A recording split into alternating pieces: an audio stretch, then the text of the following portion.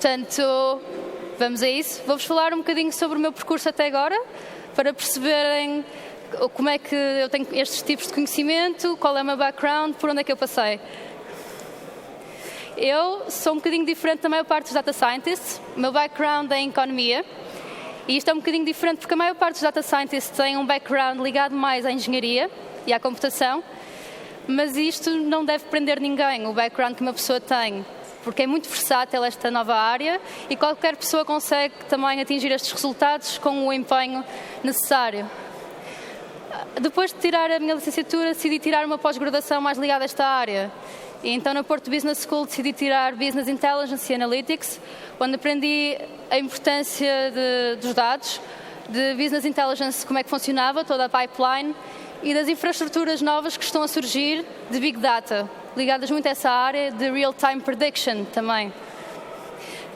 Depois disso, entre estar no curso, surgiu uma oportunidade de entrar na Farfetch, só para verem a procura que este tipo de especialização tem. Eu ainda não tinha acabado a pós-graduação e já tinha empresas a procurarem-me para trabalhar nesta área.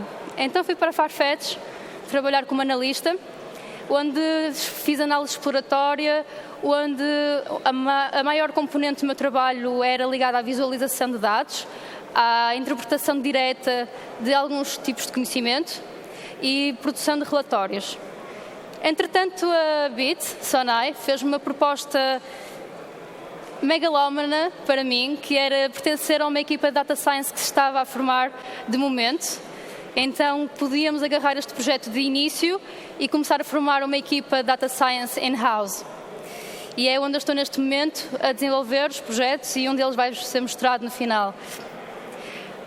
Para ter uma ideia das pessoas que estão aqui, quantas pessoas daqui sabem o que é Data Science? Levantem a mão, por favor. Ok. Quantas pessoas é que sabem o que é Predictive Analytics? Ok, boa. Eu já tinha feito esta apresentação numa outra meeting e o que tinha acontecido foi que as pessoas sabiam o que era Data Science, mas não sabiam bem o que era Predictive Analytics. E as duas coisas estão muito ligadas e os exemplos que normalmente nós temos de Data Science estão muito ligados também à área de Predictive Analytics. Se nós nos lembrarmos de sistemas de recomendação ou algoritmos simples, lembramos logo de Data Science e isso também é análise preditiva. Portanto, mas esqueçam o conceito que sabem, eu vou-vos introduzir um novo conceito, que isto acontece muito nas indústrias. Um Data Scientist muitas vezes é um fortune teller nas empresas. Isto porque isto acontece porque muitas vezes as perguntas que me fazem estão ligadas a quanto é que vamos vender nos próximos meses, qual é a cor que mais vai ser vendida na próxima estação. E isto faz lembrar um fortune teller na época moderna, alguém que antigamente usava a bola de cristal, mas que agora usa algoritmos avançadíssimos para responder a este tipo de questões. E o que é então Predictive Analytics? Predictive Analytics é quando nós temos tantos dados históricos que somos capazes de traçar modelos e definir com uma certa probabilidade a ocorrência de um acontecimento no futuro. E eu aqui tenho um exemplo de, por exemplo, o Google tem tantos dados sobre nós que um dia nós vamos estar no nosso computador a trabalhar e vai disparar-nos uma alarmística que nos vai dizer: provavelmente a tua casa está com incêndio neste momento. Vou-te recomendar um alojamento temporário e um extintor porque acho com uma determinada probabilidade que o alarme da tua casa ativou.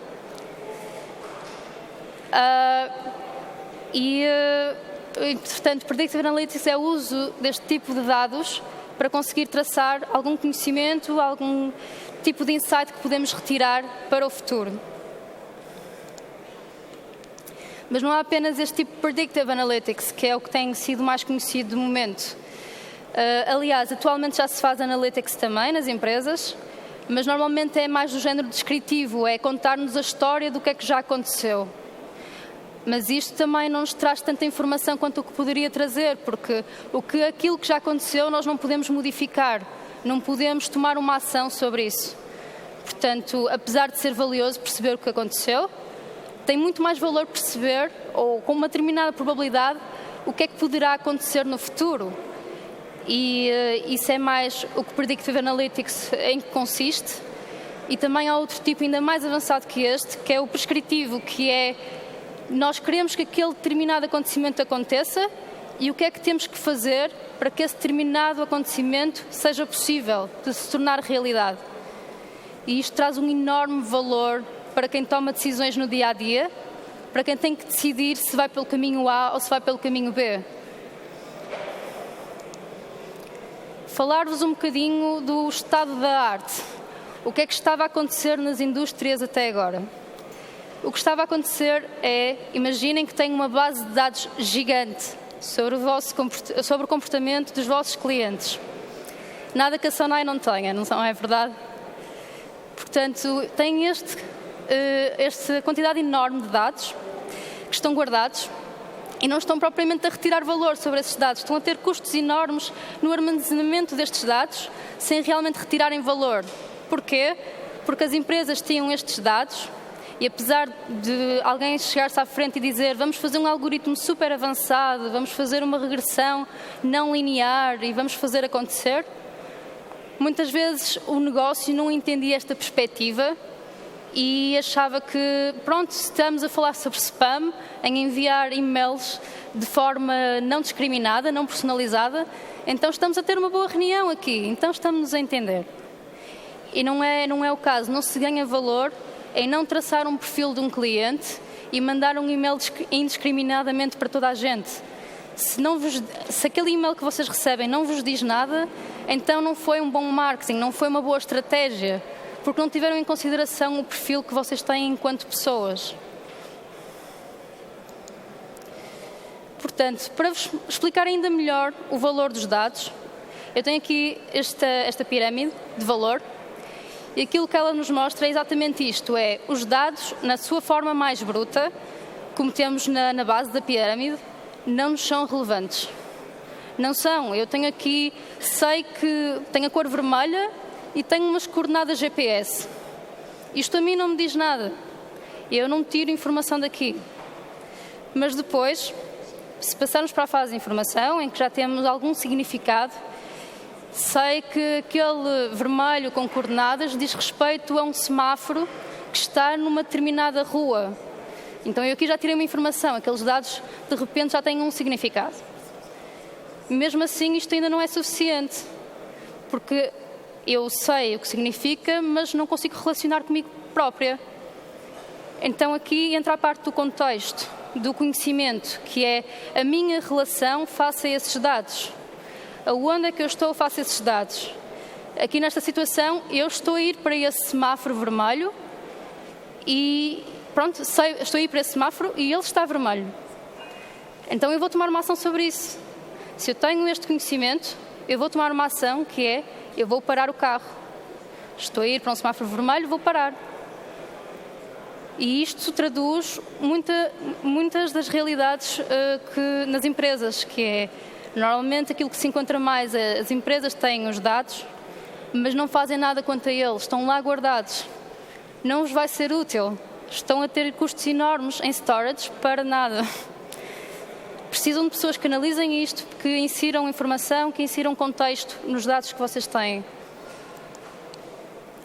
O que é que se está a fazer neste momento? Está-se a caminhar para um novo ponto e já se fazem coisas incríveis com Predictive Analytics, como é o caso de prever propagação de doenças.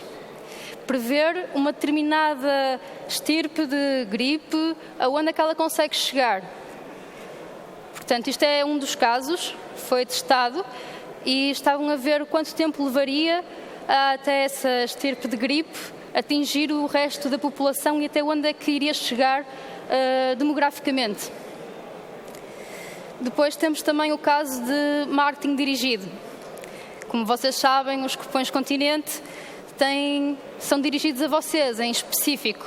Nós temos informação recolhida e com essa informação tratada conseguimos perceber o vosso perfil de cliente e se vocês compram mais queijo ou leite, nós damos mais cupons sobre essas categorias do que sobre outras, que mandamos para os vossos vizinhos.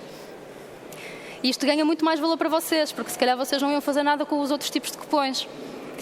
Embora quanto a estes cupons há uma outra estratégia também, porque eu já sei que há cupons que também não vos dizem muito, mas isso parte de uma estratégia de diferenciação. Não vos dar só cupons daquilo que vocês compram, tentar fazer com que vocês comprem outro tipo de produtos também. Sistemas de recomendação também já se faz muito em sites de e-commerce, vocês veem isto bastante. O caso da Amazon é o caso mais conhecido.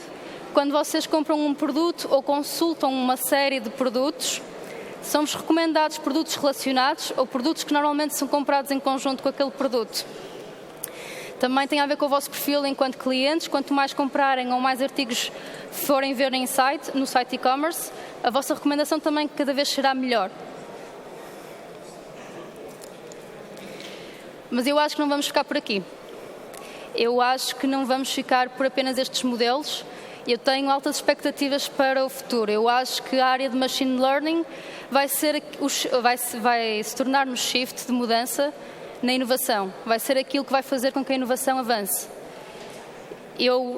Já temos o caso do Google Self-Driving Cars e eu acho que isto vai explodir e vai se tornar outra coisa, que é, para além de serem self-driven, vão ter a coordenação entre eles para otimizar o tráfego nas cidades.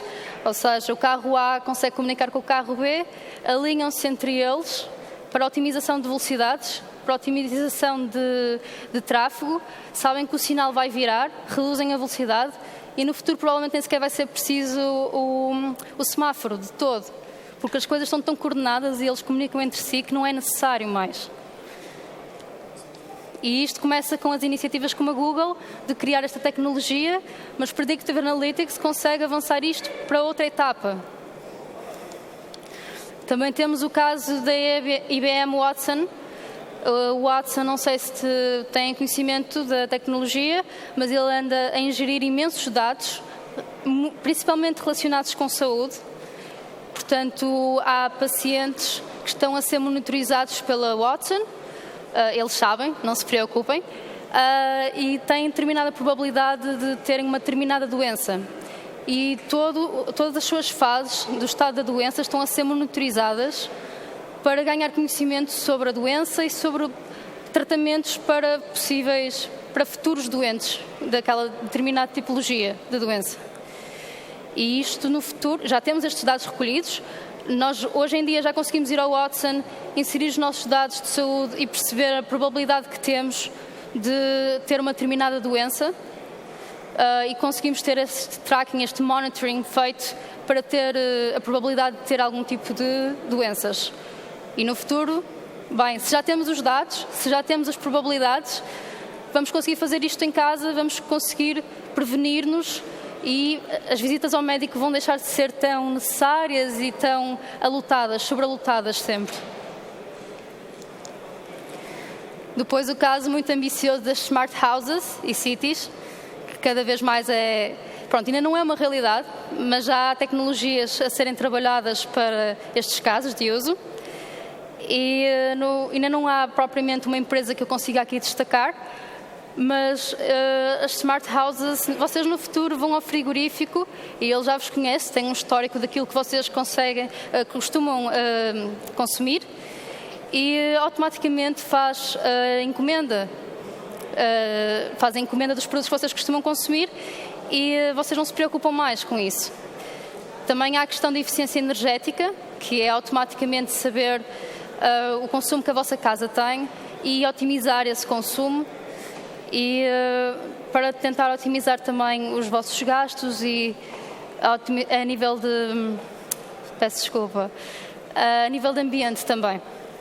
Estamos a caminhar para umas cidades mais inteligentes, para casas mais inteligentes, para um mundo mais inteligente também e gerível e otimizado.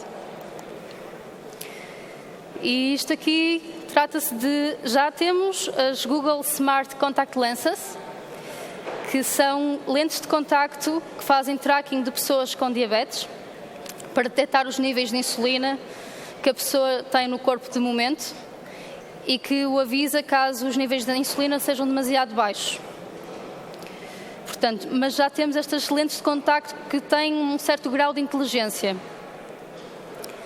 No futuro, isto ainda consegue ser otimizado e conseguimos, em vez dos Google Glasses, que são famosos, ter as contact lenses a fazerem recomendações. Enquanto nós vamos a caminhar na rua, vemos um amigo, falamos com ele, que convidamos para almoçar, e ele conhece o meu perfil, conhece o perfil do meu amigo, faz image detection e sugere um sítio que ambos gostemos de ir almoçar. Portanto, há um mundo de possibilidades. Eu acho que realmente Predictive Analytics vai ser aquilo que vai mudar as coisas. É um game changer.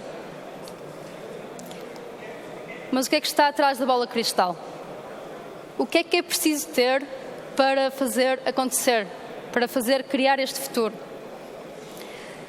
Surge um novo campo, chamado Data Science, que é um cruzamento de campos que já existiam anteriormente.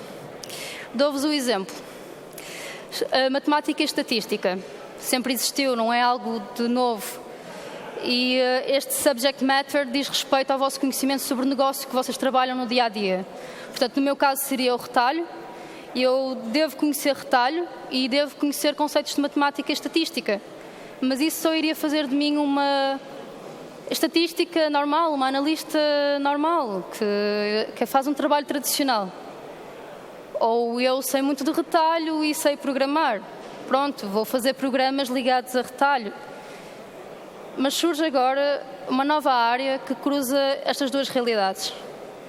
E um data scientist precisa ter estas três componentes, que é ser forte em matemática e estatística, ter conhecimentos de computer science e ter conhecimentos sobre o negócio. Tem que o dominar, porque no dia-a-dia vai ter que analisar dados relativos ao negócio e vai ter que os comunicar. É uma componente também muito importante na área de Data Science, que é a comunicação, o storytelling, contar a história de como é que as coisas aconteceram e como é que vão acontecer, com um certo grau de probabilidade sempre, mas isto é muito importante, a parte da comunicação.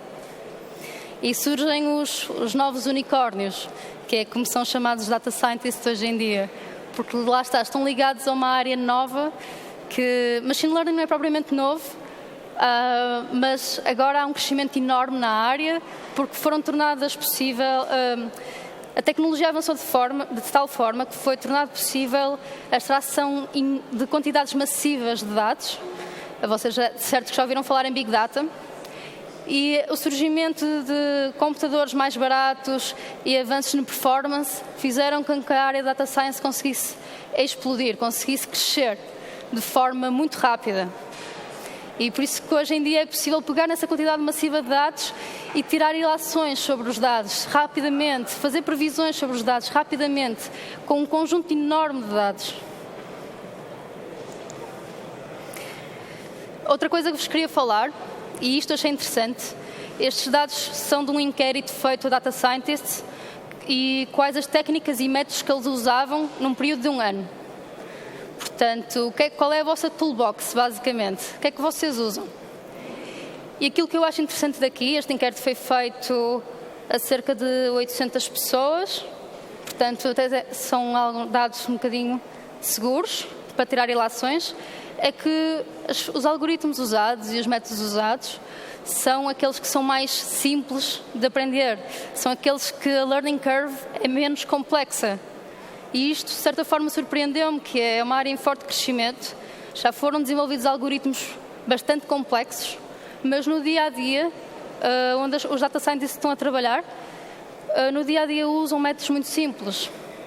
Isto muitas vezes está ligado a questões de performance. Os métodos simples são muito rápidos de serem implementados e de correrem em produção. Os métodos mais complexos já demoram muito mais tempo. Não sei se conhecem o caso da Netflix, por exemplo, que teve um concurso sobre algoritmos, em que desenvolveram, foi tipo um hackathon, sugeriram a que os participantes desenvolvessem um algoritmo que fosse melhor do que aqueles que eles já tinham.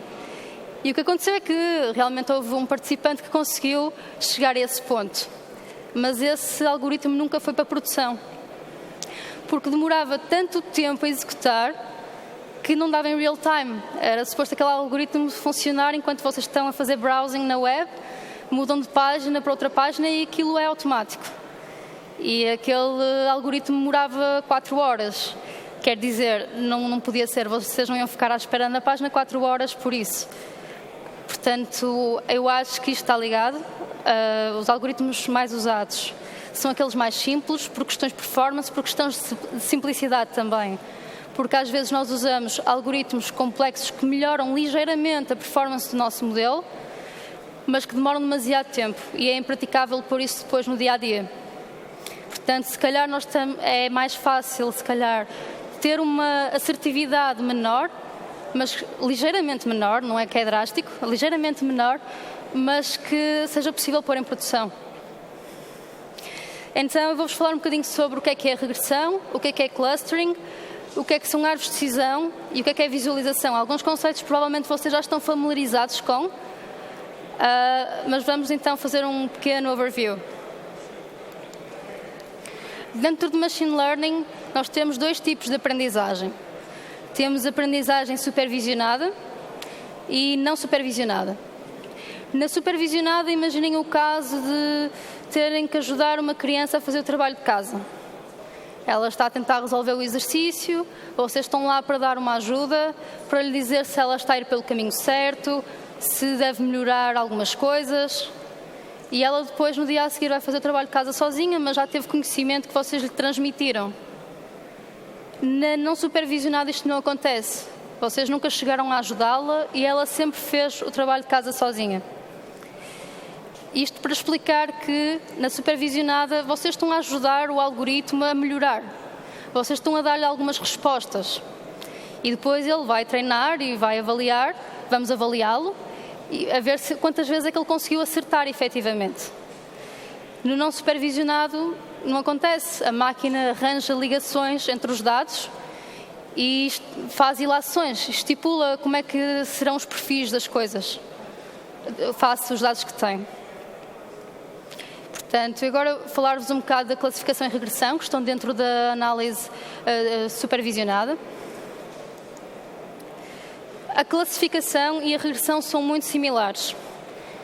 Portanto, vocês têm um conjunto de dados, inserem-nos, e a classificação é um problema que normalmente em que a vossa variável que vocês querem prever é nominal.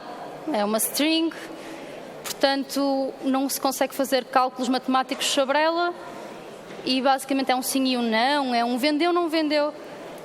E nós conseguimos traçar uma reta que define essa label, esse target. E o modelo traça esta linha e consegue, isto é matematicamente feito, e consegue depois no futuro classificar os novos IDs que apareçam como vendeu, não vendeu, ou sim e não. Na regressão o problema normalmente é similar, só que a variável que vocês estão a tentar prever é uma variável numérica. É, por exemplo, quanto é que vão vender em dinheiro, ou qual é que vai ser o PIB, ou qual é que vai ser a percentagem. São sempre variáveis numéricas. Isso é sempre um problema de tentar classificar em algo. É um problema de aprendizagem supervisionada. Depois temos a questão de não supervisionada, em que temos o exemplo do clustering. E aqui vocês podem ver que no gráfico... Uau! Vamos continuar. No perfil temos aqui nitidamente no gráfico temos aqui nitidamente 4 perfis, como podemos ver aqui, e é nítido que há aqui a presença de grupos, porque estão bastante separados entre si e bastante juntos entre cada um dos pontos a que pertencem a esse grupo. Então aqui há a definição de clustering e é isto que nós fazemos, por exemplo, com o cartão Continente, o vosso perfil de clientes. Vocês estão inseridos num destes gráficos e pertencem a um determinado cluster, a um determinado grupo. Depois também temos as árvores de decisão e este vai ser... é o penúltimo exemplo que eu tenho de tipos de algoritmos. E as árvores de decisão são regras, se é ir pelo caminho A ou ir pelo caminho B, que tem uma determinada probabilidade de acontecimento. Portanto, nós começamos com o play, don't play. Vou jogar ou não vou jogar? Depende. qual é a temperatura lá fora. Está sol, está a chover, e isto vai depender da minha tomada de decisão. Depois, qual é a precipitação que está lá fora? Está a vento lá fora? E isto vai levar, todos estes tipos de decisões de sim e não, vai levar à minha decisão final, que é: eu vou fazer ou não vou fazer aquela ação. E depois o caso que eu gosto bastante, que é da visualização, porque rapidamente tiramos ilações sobre os dados, olhamos para eles e já sabemos, conseguimos distinguir logo um comportamento. O ser humano facilmente consegue detectar padrões quando os vê. Portanto, usamos isto a nosso favor, e a visualização é uma ferramenta cada vez mais usada, em que nós olhamos para os dados, cruzamos com as dimensões necessárias e conseguimos perceber logo se alguma coisa está errada ou não através dos nossos olhos. Tão simples quanto isto, muitas vezes. O que eu não vos recomendo a fazer: quando nós estamos a fazer modelos, nós queremos atingir o 100%. Nós queremos ser os melhores. Só que isto muitas vezes não é bom. Podem ver aqui neste gráfico que temos um conjunto de dados, que são os pontinhos, e estamos a tentar traçar algo que reflita o comportamento dos pontinhos. O primeiro exemplo é claro que não pode ser. Uma linha reta não é o comportamento daqueles dados. O segundo exemplo não atinge exatamente aqueles dados, mas está muito próximo de os atingir. No terceiro exemplo já vemos que conseguimos traçar na perfeição o perfil daqueles dados. Nós conseguimos atingir todos aqueles pontinhos. Mas isto é errado. Isto é errado porquê? Porque perdemos a capacidade de generalização do modelo. Se eu treinar o meu modelo para acertar em todos aqueles pontinhos, quando aparecer um novo conjunto de dados, por exemplo, o ano mudou, estamos no ano seguinte daquele tipo de dados, o comportamento não vai ser exatamente o mesmo que no ano anterior, certo? Aquele perfil que eu tracei no ano anterior não vai ser igual. Portanto, é necessário dar algum espaço, e não vamos atingir o 100%, mas está tudo bem. Não é aquilo que também queremos atingir. Queremos atingir uma linha intermédia, uma aproximação. Aqui, como forma de mostrar aquilo que eu estou a dizer, é isto que eu considero overfitting, ou acertar os pontinhos todos. É como antigamente nós fazíamos com os nossos desenhos, em que tínhamos que seguir todos os pontos do nosso livro de desenhos e acertar em todos eles. Mas é que depois o ano muda, os dados mudam para aquele tipo de problema, e vocês vão continuar a desenhar o gatinho quando já não é um gatinho, já é outra coisa, já é um peixe, e vocês continuam nesse ano a desenhar o gato. Porque foi assim que treinaram o modelo, para ele acertar só nestes pontos. E se derem algum espaço ao modelo, ele consegue acertar melhor nos dados seguintes que vocês vão lhe fornecer. Agora vou-vos falar sobre o caso de estudo. Isto é um problema real, isto foi um problema real que nós resolvemos na Sonai, que era a Zippy, que é retalho para crianças e bebés, vende roupa, e faz parte do grupo Sonai. Tinha um problema que estava há muito tempo a tentar resolver, que é: nós temos produtos, mas eles não têm sempre o mesmo tipo de comportamento. Há produtos que vendem muito bem, e depois há aqueles produtos que nós não conseguimos escoar, e nós não sabemos qual é a diferença destes produtos. Porque é que alguns têm uma performance muito boa e alguns têm uma performance péssima? O que é que se passa? E se nós conseguíssemos prever isto? E se nós conseguíssemos ajudar a Zippy a escolher melhor os produtos, a dizer que produtos é que vocês vão vender e quais aqueles produtos que, não comprem muito stock, porque eu não sei se vocês vão conseguir escoar isso depois no final. Este foi o desafio.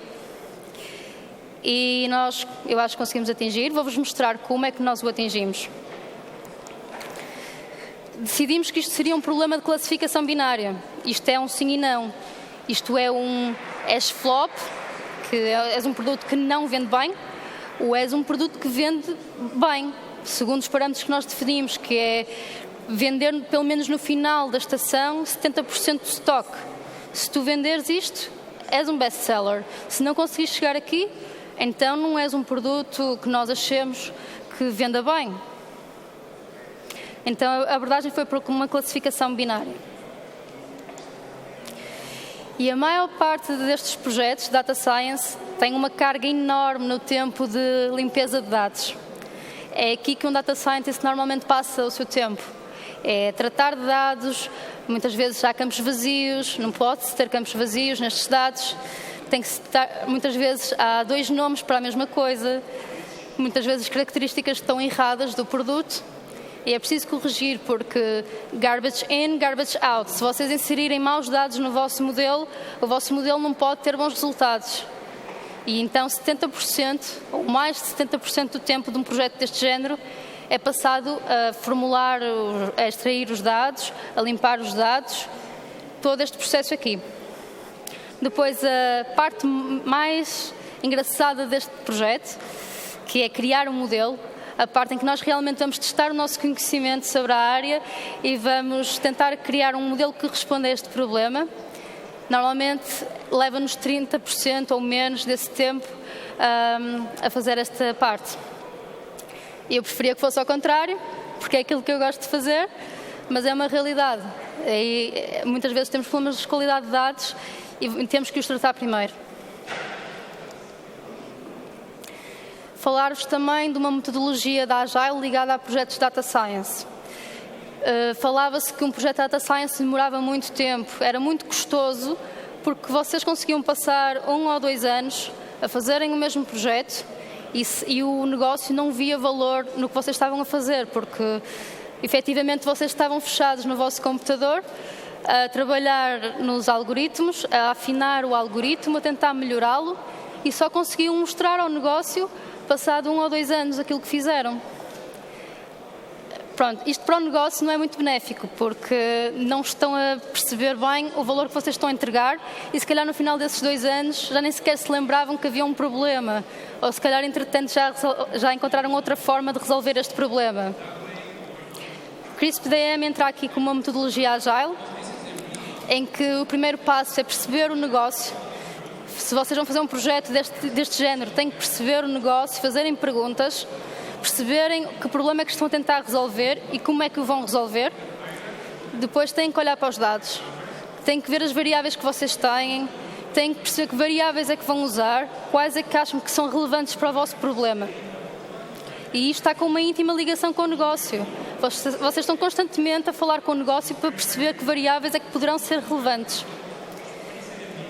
Quando isto está delineado, quando já sabem quais são os dados que vocês vão usar, passam para a preparação desses dados, passam para a limpeza e tratamento destes dados para que eles tenham a maior qualidade possível para usarem no vosso modelo.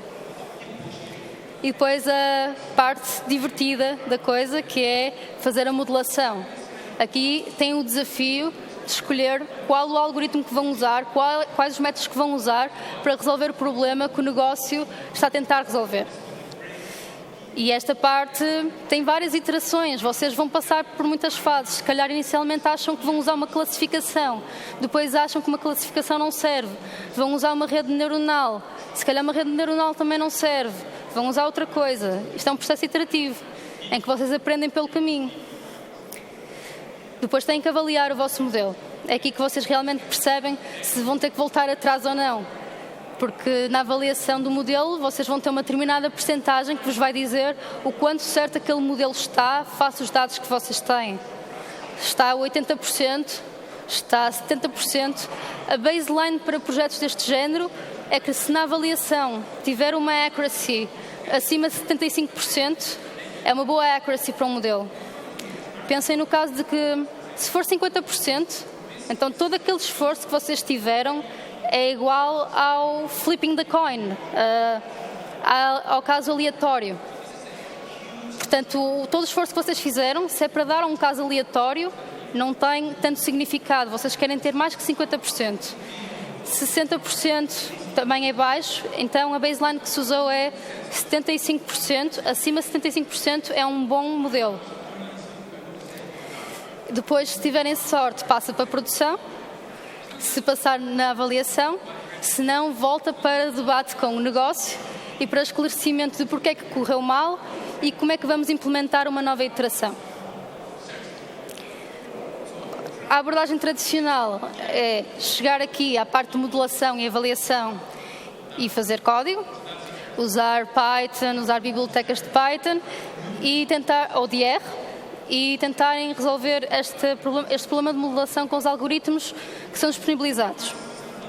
Nós na Sonai tentamos uma abordagem diferente, estamos todos os dias a tentar coisas novas e já sabíamos trabalhar desta forma e decidimos experimentar coisas novas. Então o que é que decidimos fazer?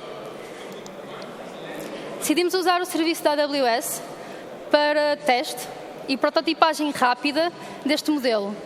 Nós já sabíamos fazer da maneira tradicional, mas não pode ser sempre da mesma forma. Vamos tentar inovar um bocadinho e fazer de outra maneira. O serviço da AWS, de Machine Learning, permite-nos em muito pouco tempo fazer uma prototipagem rápida do nosso modelo. Não é preciso muito know-how, é muito amigável para qualquer pessoa, qualquer utilizador saber utilizar esta ferramenta.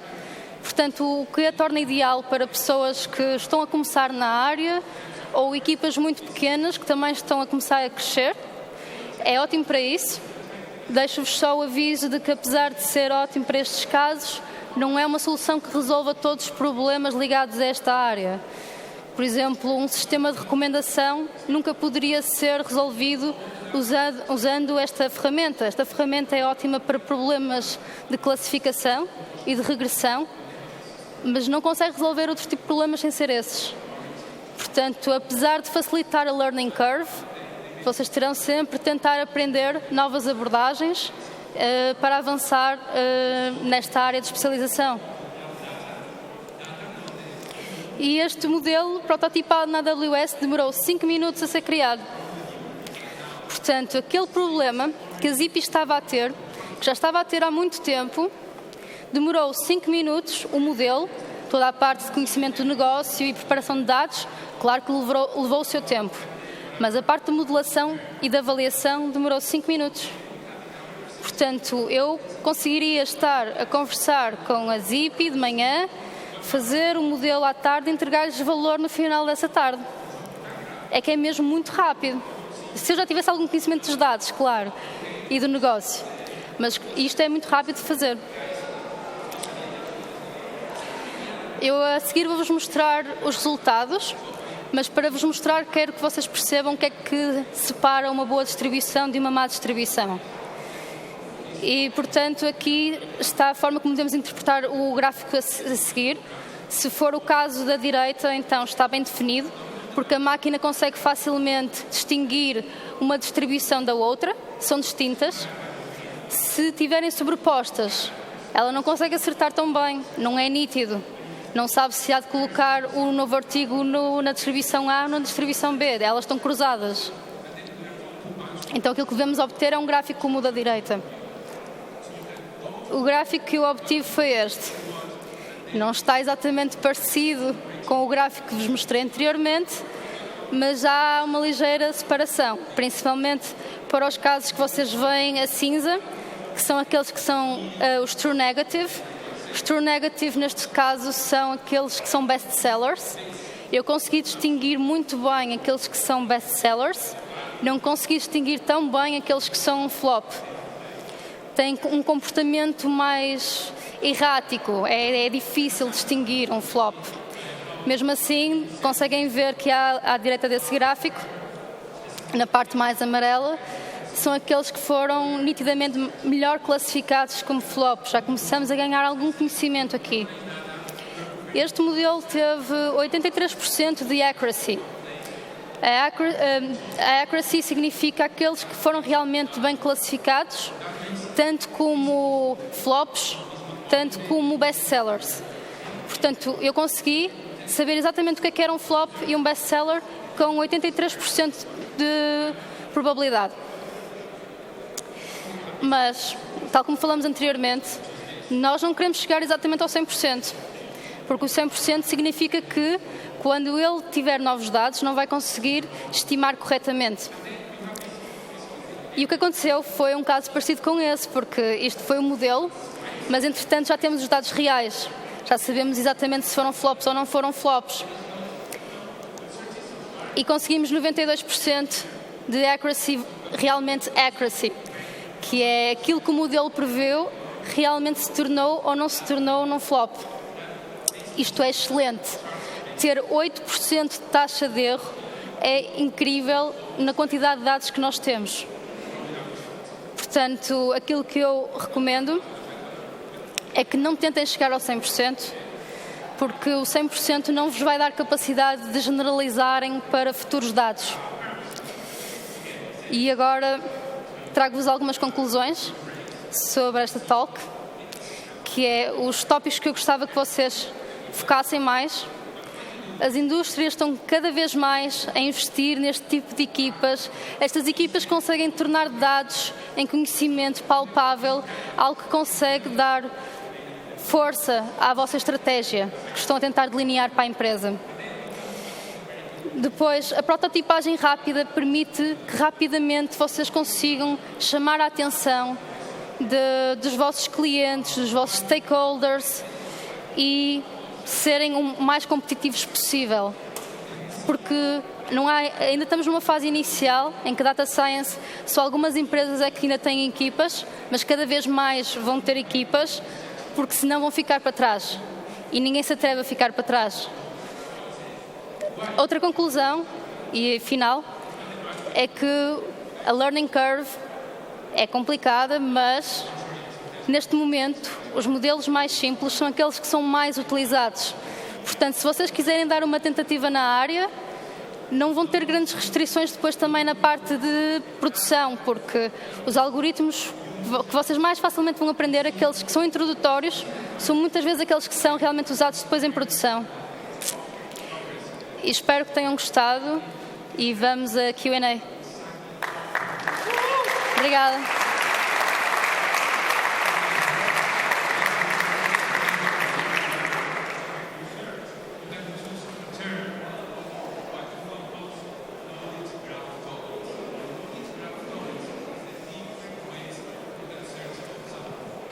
Olá. Olá. Parabéns pela tua apresentação, gostei muito.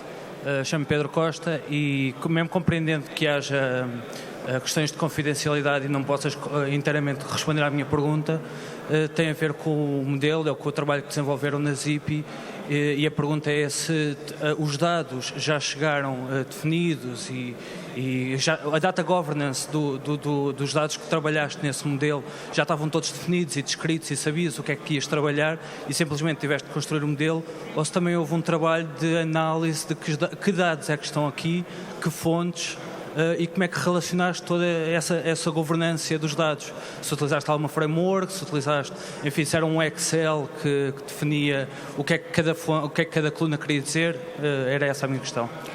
A pergunta é a fonte de dados, qual é que foi a fonte de dados utilizada e como é que eu lidei com o problema de data governance? Não. É como é que lidaste com o trabalho de data governance associado à construção do modelo? É esta a pergunta, não diretamente a fonte, porque isso eu reconheço que as fontes são confidenciais, mas como é que trabalhaste essa governance associada ao modelo? Ok, o modelo passou por várias fases, porque a nossa infraestrutura interna de Big Data também está a passar pelas suas fases, não está completamente estável. Portanto, aquilo que aconteceu é que inicialmente eu estava numa abordagem mais tradicional com este modelo, apesar de, na parte da fonte de dados, eu estava a usar extrações de várias fontes de dados, aliás, porque as coisas ainda não estão completamente sincronizadas, então eu tinha dados do negócio, tinha dados internos das bases de dados, tinha que os cruzar. Inicialmente era uma abordagem muito clássica de Excel cruzado com ferramentas que me permitem fazer um mini ETL, mas hoje em dia já não é o caso. Hoje em dia isto está em produção e a forma como está em produção é acede à Hadoop e eu faço todo o tratamento de dados que preciso de fazer através dos selects que faço em Hadoop. Portanto, está a trabalhar na infraestrutura, está automatizado e era a forma mais rápida, porque na abordagem tradicional eu demorava um dia a fazer este processo e agora em Hadoop demoro 5 minutos. E é o caminho. Não sei se respondi, se tiveres mais uma dúvida, força. Ok.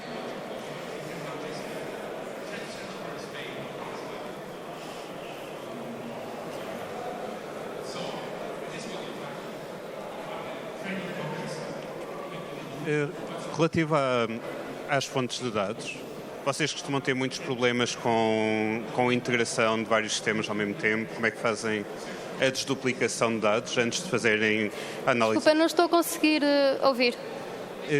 Quando estão a fazer a integração dos dados, antes de conseguirem fazer a análise em si, como é que funciona a vossa pipeline para fazer a desduplicação de dados e afins?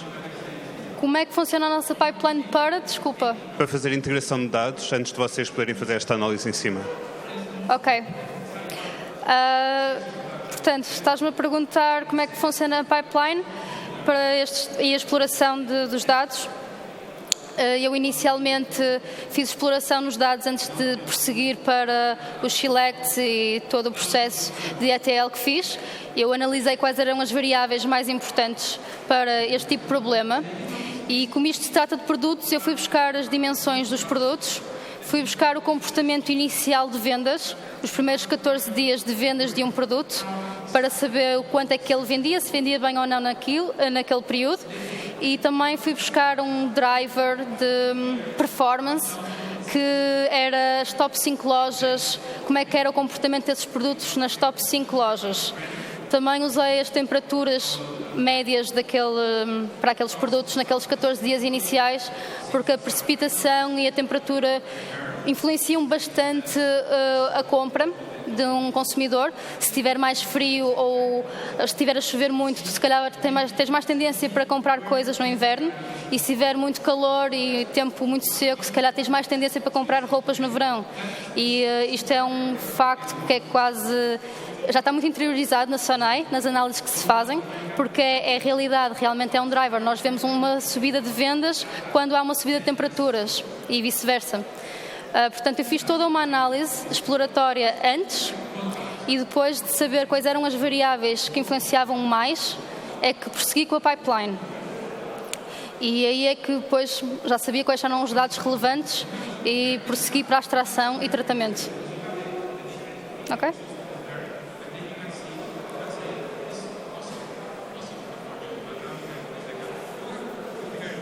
Estou.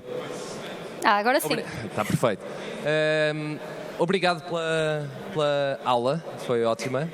Diz-me uma coisa, estou curioso, no caso deste use case que vocês fizeram, do caso com a Zippy, que tipo de fatores externos usaram? Mencionaste agora a precipitação, mas contemplaste outras coisas como, não sei, jogos de futebol, outras coisas que possas cruzar aí que te influenciem, feriados, datas, eventos ou algo assim? Curiosidade. Relacionei algumas, mas não encontrei uma correlação muito forte entre isso e o resultado que pretendia prever. Mas o teu caso faz perfeito sentido, porque muitas das análises que nós fazemos hoje em dia não damos valor suficiente às fontes externas de dados. E muitas vezes há dados que nós não temos internamente, mas que fazem toda a diferença. E eu decidi que a temperatura era aquele que era mais determinante, porque fiz correlação com outros tipos de dados que estão livres na internet através de APIs e vi que não eram relevantes. Mas a pergunta faz todo o sentido e acho que é ótimo para a comunidade, porque as análises devem passar por fontes externas também. Muitas coisas que nós não avaliamos serem relevantes porque não temos os dados suficientes, estão disponíveis online. E se achamos que as roupas têm alguma probabilidade de estarem relacionadas com temperatura, faz todo sentido também, noutro tipo de análise de outras empresas, relacionarem, por exemplo, free Wi-Fi nos autocarros, ser relacionada com o tráfego daquela cidade. Muitas vezes são coisas que nós não temos internamente, mas se explorarmos nos dados que temos livres, conseguimos fazer tracking desses dados e conseguimos analisar muito melhor os nossos resultados. Mas respondendo à questão, eu usei dados de precipitação e temperatura. Foram os dados que eu decidi incluir.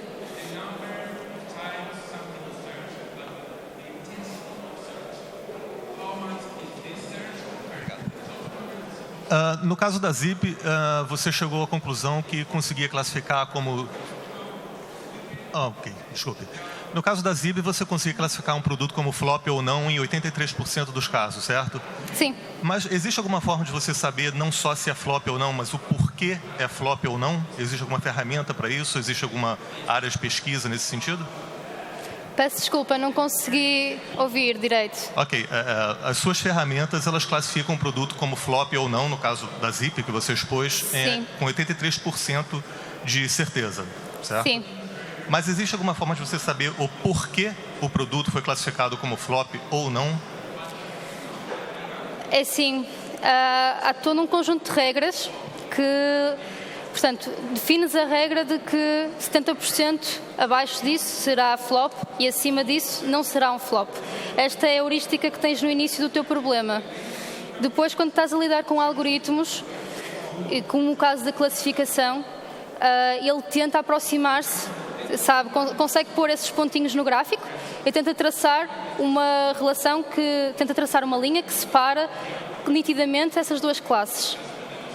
Agora, tu sabes que isso acontece, para saber exatamente porque é que isso acontece, leva a alguma investigação, mas a forma mais fácil de te explicar é que há uma fórmula matemática e em matemática os computadores são os melhores processadores que nós temos. Nós somos ótimos em criatividade, somos ótimos a detectar padrões visualmente, mas as máquinas são ótimas a calcular, são ótimas também a definir este tipo de fórmulas, este tipo de linhas que definem a barreira entre ser e não ser. E o que acontece é que a máquina aprende os padrões e decide traçar aquela linha. Vai acontecer que, em muitos casos, tu se calhar vais ter um artigo mal classificado, porque ele estava no lado errado da linha.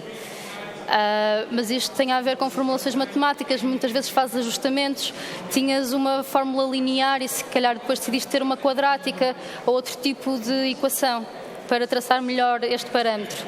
Mas o que acontece é isto, são equações matemáticas que são definidas e tentam ser aproximadas dos valores que lá estão.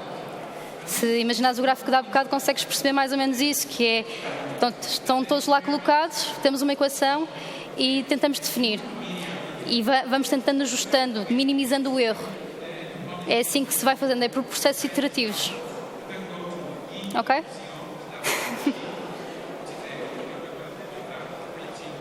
Mais alguma? Força.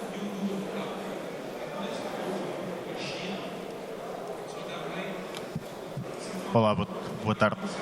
Fernando Oliveira. Há pouco falaste que cada iteração, regra geral, se for muito demorada de um ano, não se enquadra claramente no modelo da Zippy. Presumo que se for muito otimizado, com os processos Agile, estarias a otimizar provavelmente para 6 meses cada análise, ou, nas melhores hipóteses, muito menos, não é? O negócio quer dados rápido e com alguma precisão. Sim. Não percebi... Eu percebi os gráficos, não é esse o tema. Ok. Um conteúdo que é flop ou não flop, se estivermos a fazer uma análise a 6 meses, esse produto mudas a época, ou seja, estamos primavera-verão, entramos outono e inverno, esse produto já não se vai entrar na próxima season. Em que medida? E já não vai entrar na do próximo ano, muito menos. Ok? Sim. Eu não percebi foi o que é que determinar um conteúdo se é flop ou não flop influencia nas próximas, que já não é esse produto, é outro produto. Okay. A menos que seja por categorização, esse conteúdo em particular já não vai, em princípio, se estivermos a falar de um poncho para uma criança ou uma coisa qualquer, se os ponchos não vendem, ponto, ajuda. Mas é uma categorização, não é o produto em si, mas a categorização de produtos. Sim. Obrigado. Sim. Aquilo que nós usamos, por acaso no modelo da Zippy foi interessante, porque eu inicialmente estava a englobar todas as seasons no mesmo modelo, e depois a abordagem que eu decidi fazer foi: estas seasons são demasiado diferentes para serem todas englobadas no mesmo dataset, então separei primavera-verão e outono-inverno. Depois de ter feito isso, os produtos têm todas as características como estavas a dizer. Portanto, eu no meu dataset tenho um ID que é único e não se vai repetir nas próximas estações, é um artigo único, mas esse artigo é uma camisola, tem uma determinada cor que é vermelho, tem um determinado modelo, uma determinada especificidade da marca, uma gama diferente, e portanto ele tem certas características nele. E essas características acabam por ter um perfil, dá para traçar um perfil daquele tipo de produtos. E o que acontece é que camisolas vermelhas da marca X, da especificidade de gama Y, têm uma tendência, com um determinado tipo de vendas naquele período, têm uma tendência para se repetir nas X anos seguintes. É claro que há aquela questão da cor da estação. Todas as estações têm a sua determinada cor. E aquilo que decidimos fazer quanto a isso é processos iterativos deste modelo. Portanto, este modelo correu com dados de 2014 e 2015 para prever 2016 e quando for 2017 vamos usar anos de 2015 e 2016 para prever 2017. Vamos tentar ter uma sliding window e não usar tanto dados de histórico, porque, entretanto, os comportamentos também vão mudando dos consumidores. Portanto, esta abordagem, e para já temos isto, também queríamos dar algum peso à cor, à trending color da season, mas isso é para processos futuros do modelo, para já ainda não está em produção.